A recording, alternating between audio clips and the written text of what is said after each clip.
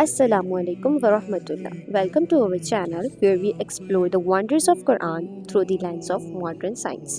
आज का टॉपिक है एक ऐसा मौजज़ा जो साइंस के आने से पहले ना किसी ने सोचा और ना ही किसी ने समझा, मगर कुरान ने 1400 साल पहले उसे डिटेल में बयान किया।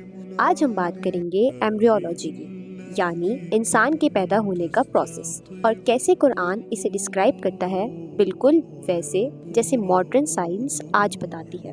सेगमेंट 1 कुरानिक रेवलेशन, सूरह अल-मोमिनून आया 12 to 14। और बेशक हमने इंसान को मिट्टी से पैदा किया, फिर उसे नुत्फ़ा बनाया एक महफूज जगह में, फिर हमने नुत्फ़े को अलका बनाया, फिर अलका को मुद्गा बनाया, फिर मुद्गा की हड्डियाँ बनाई, फिर हड्डियों पर गोश्त चढ़ाया, फिर हमने उसे एक मखलूक बना दिया। सो अल्लाह बहुत ही बरकत वाला है, बेहतरीन खालिक है।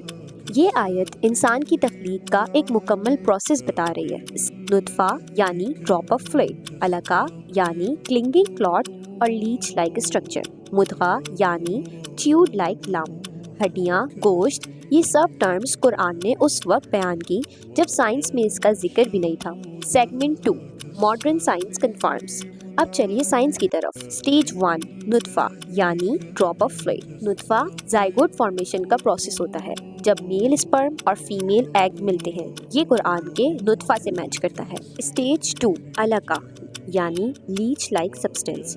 डॉक्टर केट मोरो, जो दुनिया के मशहूर एम्ब्रियोलॉजिस्ट में से हैं, उन्होंने कहा, in the early stages the embryo actually looks like a leech and also acts like one as it draws blood from the uterine wall. Science ने प्रूव कर दिया कि 3rd वीक में ह्यूमन एम्ब्रियो लीच की तरह लगता है। Same word use in Quran, Alka.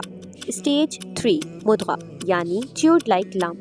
4th week के अराउंड एम्ब्रियो में सोमिड्स बनते हैं जो बिल्कुल च्यूड गम जैसे होते हैं, यानी टीथ मार्क्स की तरह। डॉक्टर केट मोरो ने कुरान की इस टर्मिनोलॉजी को अमेजिंगली एक्यूरेट कहा है। Stage 4 bones and flash formation. Modern research के मुताबिक पहले कार्टिलेज और हड्डियां बनती हैं और फिर मसल्स और फ्लैश इन पर चढ़ते हैं, बिल्कुल कुरान की तफरीक के मुताबिक। Segment 3 scientific acknowledgement. Doctor Keith Moore ने अपनी किताब द डेवलपिंग ह्यूमन में कुरान के एम्ब्रियोलॉजी से मुतालिक हवाले शामिल किए। 1981 में सऊदी अरबिया में कॉन्फ्रेंस के दौरान उन्होंने कहा, it is clear to me that these statements must have come from God because almost of this knowledge was not discovered until centuries later. और ये सिर्फ एक साइंटिस्ट नहीं, बहुत से वेस्टर्न डॉक्टर्स ने इस बात का इकरार किया कि कुरान एम्ब्रियोलॉजी मॉडर्न साइंस से मैच करती है। Segment 4 conclusion. तो सोचिए, क्या ये मुमकिन है